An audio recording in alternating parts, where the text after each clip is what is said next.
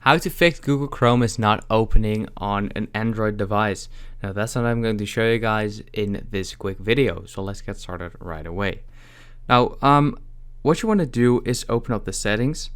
Now the settings may or probably look different on your phone than mine, but the process is kind of the same. So what you want to do is scroll down to see apps. You want to click on manage apps, and here you want to search for Google, just like that, and you want to open it up. Now somewhere it should say clear cache or clear data. Now for me it says that at the bottom, right there, clear data, and you want to clear the cache right here. So then click OK, and now we should have cleared the cache.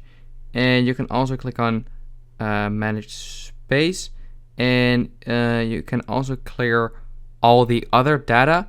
Now I'm not going to do that, but I recommend doing so, because if you clear all of this, then you might have already fixed it.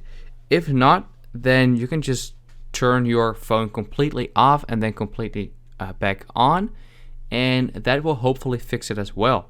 So then you can simply open up your Google app again, and that should probably fix it. So I hope this video helped you out. Please leave a like and let me know in the comments if it worked. I'll see you next time. Have a good day.